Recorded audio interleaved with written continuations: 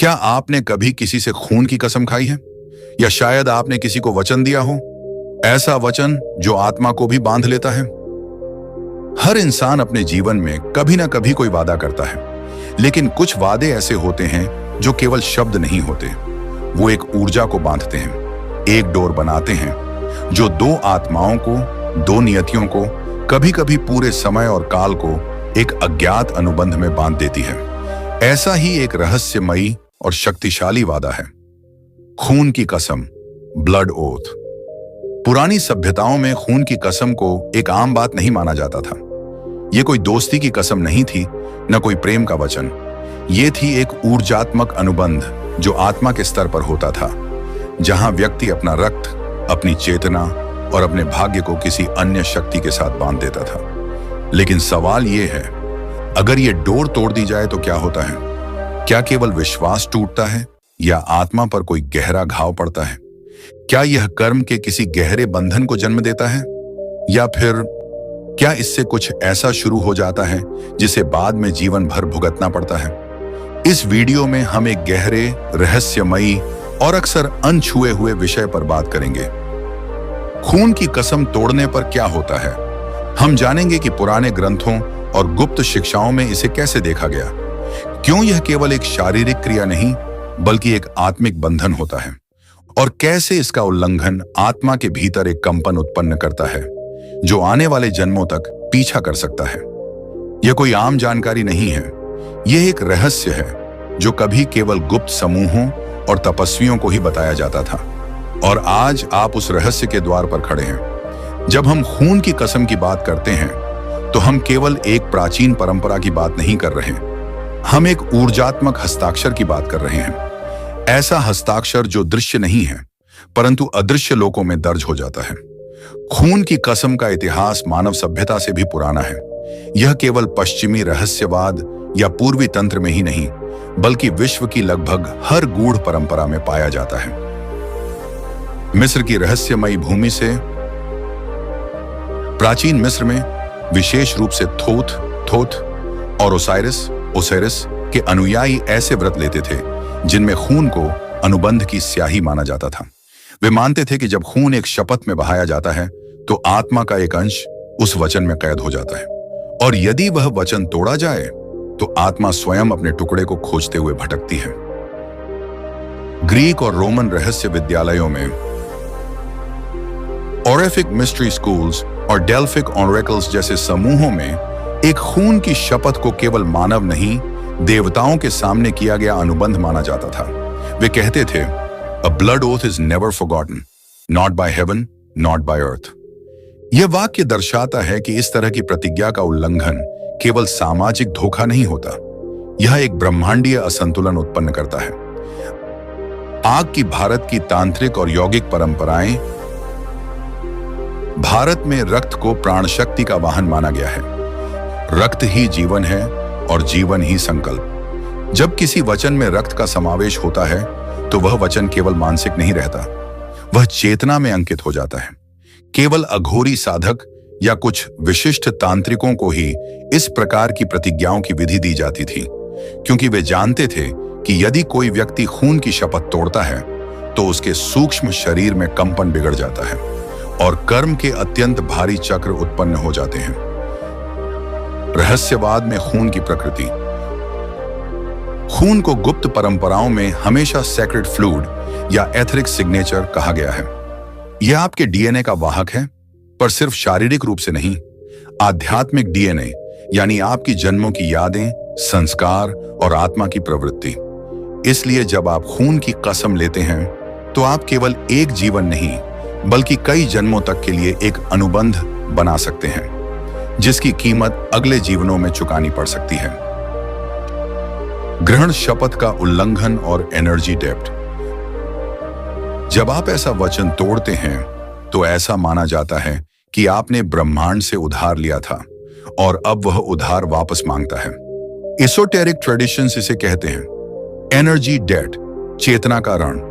इस आरण को समय नहीं भूलता। यह आपके कार्यों, विचारों और आत्मिक यात्रा में व्यवधान पैदा करता है जब तक आप उसे न समझें, न स्वीकारें और न चुकाएं। जब कोई खून की कसम तोड़ता है तो उसका असर केवल बाहरी दुनिया में नहीं दिखता। असली हलचल तो भीतर शुरू होती है, सूक्ष्म स्तर पर। इसे समझने के लिए पहले हमें यह जानना होगा कि ब्लड ओथ वास्तव में होता क्या है। यह कोई साधारण कसम नहीं है। यह है एक ऊर्जात्मक संकल्प जिसमें व्यक्ति अपने ही जीवन रक्त को माध्यम बनाकर एक वचन देता है।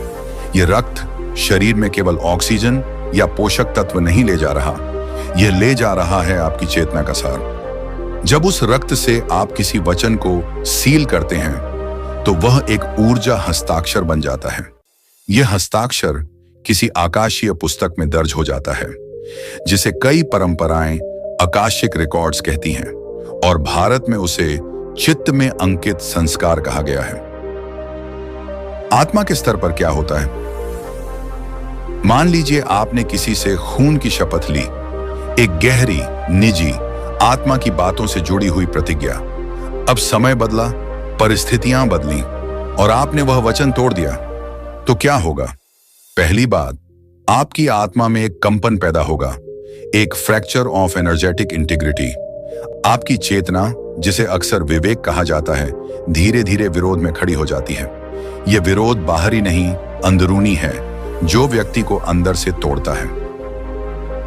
एक अदृश्य दरार। इस शपथ के टूटते ही एक सूक्ष्म दरार बनती है, जिसे हम ऊर्जा स्तर पर ऑरा फ्रैक्चर कह सकते हैं। आपका ऊर्जा क्षेत्र अब संपूर्ण नहीं रहता। जहां पहले वह सुरक्षा कवच की तरह था, अब वहां से एनर्जी लीकेज शुरू होती है। इसका असर जीवन में कैसे दिखता है? आपके निर्णय बार बार गलत होने लगते हैं। रिश्तों में अचानक टूटन आती है। सपनों में अजीब अनुभव होते हैं, जैसे कोई पीछा कर रहा हो, कोई खोई चीज बुला रही हो। आत्मविश्वास गिरता है, लेकिन कारण समझ नहीं आता। यह सब संकेत हैं कि आत्मा अब घाव में जी रही है, एक ऐसा घाव जिसे मन, शरीर और भाग्य झेलते हैं। खून की प्रतिज्ञा और स्पिरिचुअल बाइंडिंग्स। अब एक गहरे रहस्य की बात करें। जब आप खून से कोई प्रतिज्ञा करते हैं तो आप सिर्फ शब्द नहीं बांधते, आप अपनी चेतना का एक टुकड़ा किसी के साथ साझा करते हैं। यह एक बाइंडिंग बनता है, एक सूक्ष्म तार जो आपको उस व्यक्ति या शक्ति से जोड़ता है। और यदि आप वह वचन तोड़ते हैं तो वह टुकड़ा वापस नहीं आता, वह वहीं अटका रहता है। यही कारण है कि कई साधक जो अपनी पुरानी शपथों को तोड़ चुके होते हैं, बार बार मानसिक, भावनात्मक और आध्यात्मिक संकट में फंसते हैं, बिना जाने कि वजह क्या है। कर्म और शपथ का गठबंधन। अब बात करते हैं कर्म की। खून की कसम और कर्म का संबंध सीधा है। जब आप ऐसी प्रतिज्ञा तोड़ते हैं तो आप एक कार्मा नॉट बना लेते हैं, जिसे ग्रंथि कहा जाता है। यह गांठ न केवल इस जीवन में बल्कि आने वाले जन्मों में भी खुलने से इनकार करती है, जब तक कि आप इसका सामना न करें और इसका ऊर्जात्मक आरण न चुकाएं। यह कोई सज्जा नहीं है, यह ब्रह्मांड का संतुलन है। चेतना पर छाया। शपथ टूटने के बाद अक्सर व्यक्ति को एक भावनात्मक या आध्यात्मिक परछाई महसूस होती है, जैसे कोई साथ चल रहा हो, जैसे कोई भीतर ही भीतर आपको देख रहा हो। यह शैडो सेल्फ नहीं, बल्कि वह ऊर्जा होती है जो अधूरी है और अब अपना उत्तर मांग रही है। हर आत्मा अपने रास्ते में किसी न किसी अनुबंध से गुजरती है। कुछ हमने जाने अनजाने खुद बनाए हैं और कुछ हमें विरासत में मिले हैं। ब्लड ओथ्स, खून की कसम, ये सिर्फ प्राचीन संस्कार नहीं है, ये हैं चेतना के गहरे बंधन जो जीवन, मृत्यु और पुनर्जन्म के चक्र में आत्मा के रास्ते को आकार देते हैं। आज आपने जाना कि जब ऐसा ऊर्जात्मक वचन टूटता है तो उसका असर हमारे विचारों, भावनाओं, शरीर और भाग्य पर पड़ता है। यह केवल विश्वासघात नहीं होता, यह नॉन आत्मिक कंपन का टूटना होता है। और यही टूटन बन जाती है पीड़ा का कारण, भ्रम का बीज और कर्म का बंधन। लेकिन यह भी सत्य है, जहां बंधन है वहां मुक्ति का द्वार भी है। और वो द्वार तब खुलता है जब हम भीतर झांकते हैं, सच को स्वीकारते हैं और ऊर्जा को पुनः संतुलित करते हैं। अंतिम संदेश, यदि आपको कभी लगा है कि कोई पुराना वादा अब आपकी चेतना पर भार बन चुका है, या अगर आपके जीवन में कुछ अनजाने अस्पष्ट बंधन हैं, तो रुकिए, सुनिए और भीतर उतरिए। हो सकता है कोई पुरानी कसम अब भी आपकी आत्मा से उत्तर मांग रही हो। जिन वचनों ने आत्मा को बांधा, उन्हें केवल आत्मा की मौनता ही मुक्त कर सकती है। आपकी आत्मिक यात्रा जारी रहे, गहराई से, सच्चाई से और स्वतंत्रता की ओर। और अगर यह विषय आपके भीतर कुछ हिला गया है, तो इसे दूसरों तक पहुंचाई, क्योंकि बहुतों ने अनजाने में वो कस्में खा ली हैं जिनके बारे में वे अब भूल चुके हैं। धन्यवाद इस रहस्यमयी यात्रा में साथ चलने के लिए। अपने विचार नीचे टिप्पणियों में जरूर साझा करें, और यदि आप चाहें तो अगली वीडियो में हम बात करेंगे पास्ट लाइफ कॉन्ट्रैक्ट्स को कैसे तोड़ा जाए। आपके विचारों, अनुभवों और प्रश्नों का हमें इंतजार रहेगा। अब भी के लिए मौन में उतरिए, वहां उत्तर मिलेंगे। हर बंधन को तोड़ा जा सकता है यदि उसके पीछे की ऊर्जा को समझा जाए और उसके साथ जुड़ी चेतना को सम्मान पूर्वक मुक्त किया जाए। अब तक आपने जाना कि खून की कसम तोड़ना केवल एक भावनात्मक या सामाजिक घटना नहीं है, यह एक गूढ़ ऊर्जात्मक विचलन है। लेकिन अब सबसे महत्वपूर्ण बात यह है, उपाय क्या है?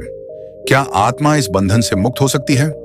उत्तर है हाँ, लेकिन यह केवल पछतावे से नहीं होगा। यह होगा ऊर्जात्मक प्रायश्चित, आत्म साक्षात्कार और चेतना की पुनर्संरचना से। नारीण उपाय 1, ऊर्जात्मक क्षमा अनुष्ठान, एनर्जी फॉरगिवनेस रिचुअल। किसी भी टूटे हुए ओत से निकलने का पहला कदम है अपने ही अंदर उस व्यक्ति, घटना या शक्ति से क्षमा मांगना और क्षमा देना। विधि: शांत स्थान पर बैठें जहां कोई व्यवधान न हो। आंखें बंद करें और अपने हृदय केंद्र पर ध्यान केंद्रित करें। सामने उस व्यक्ति या शक्ति की कल्पना करें जिससे आपने खून की कसम ली थी, भले ही वह व्यक्ति अब आपके जीवन में ना हो। शांति से बोलें, मैं जानता हूं कि मैंने एक गहरा संकल्प लिया था। मैं आज उसकी ऊर्जा को स्वीकार करता हूं और अब मैं इस अनुबंध को मुक्त करता हूं, प्रेम और क्षमा के साथ। जो भी ऊर्जा मैंने बांधी, उसे अब मैं ब्रह्मांड को लौटा रहा हूं, शुद्ध, स्पष्ट और मुक्त। 9 गहरी सांसें लें और हर सांस के साथ उस बंधन को टूटते हुए कल्पना करें। यह साधना समय समय पर दोहरानी चाहिए, क्योंकि आत्मा को कई परतों में सफाई की जरूरत होती है। निर्माण उपाय 2, संकल्प अग्निविधि, फायर डिसोल्यूशन रिचुअल।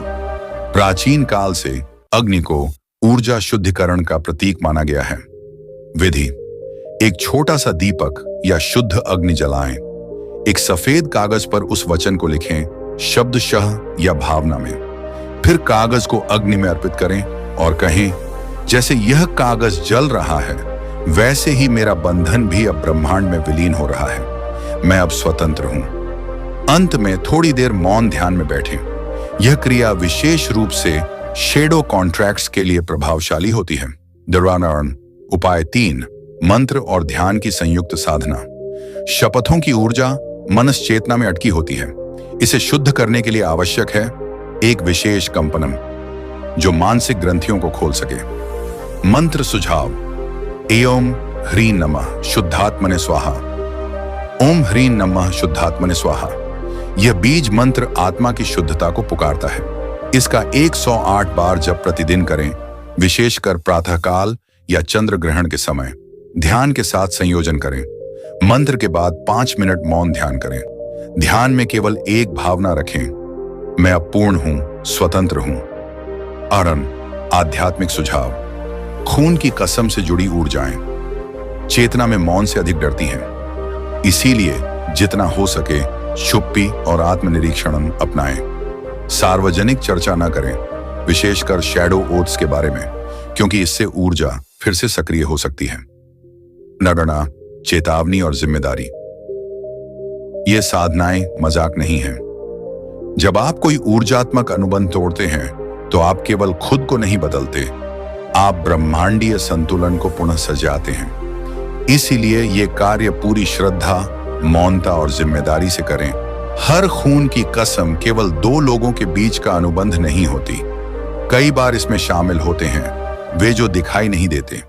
अब हम बात करते हैं उन रहस्यमयी शक्तियों की जो ब्लड ओथ के पीछे काम करती हैं, क्योंकि खून सिर्फ शारीरिक तरल नहीं है, यह एक इथेरिक सिग्नेचर है जो आपके ऊर्जा क्षेत्र को उन सूक्ष्म जगतों से जोड़ देता है जिनके बारे में आम मनुष्य कल्पना भी नहीं कर सकता। शपथ की रक्षा करने वाली चेतन शक्तियां हर ऊर्जात्मक अनुबंध की रक्षा की जाती है कुछ विशेष चेतन इकाइयों द्वारा।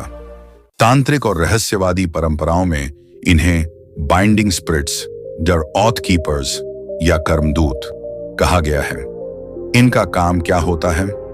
वचन के कंपन को स्थिर रखना, आत्मा को उसके वादे की याद दिलाना, और जब वह वचन टूटे तो उसकी ऊर्जात्मक प्रतिक्रिया को शुरू करना। कई बार लोगों को रात में डरावने स्वप्न आते हैं या दिन में देजा वू जैसा अनुभव होता है जिसमें वो उसी स्थिति में खुद को देखते हैं जहां उन्होंने कभी वादा किया था। ये संकेत होते हैं कि the oath is active and you're out of alignment. खून की कसम और कार्मिक जस्टिस सिस्टम। अब बात करें एक गूढ़ लेकिन जरूरी सिद्धांत की, कर्मिक न्याय प्रणाली की।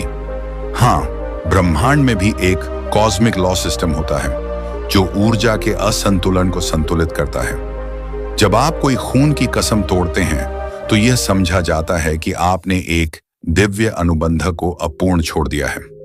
ऐसे में कर्म उस अधूरे अनुबंध को संतुलित करने के लिए एक नया स्क्रिप्ट लिखता है, और वह स्क्रिप्ट कई बार कष्ट, पुनर्जन्म या भटकाव के रूप में सामने आती है।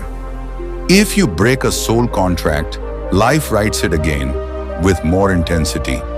चेतना की विभाजित स्थिति खून की कसम तोड़ने का सबसे बड़ा असर होता है।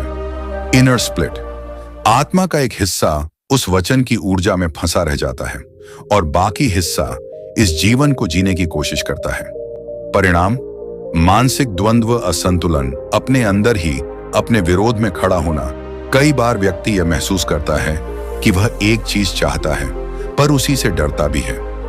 यह एनर्जी स्प्लिट का परिणाम होता है क्योंकि आत्मा का एक भाग वचन को निभाना चाहता है और दूसरा भाग उससे मुक्त होना।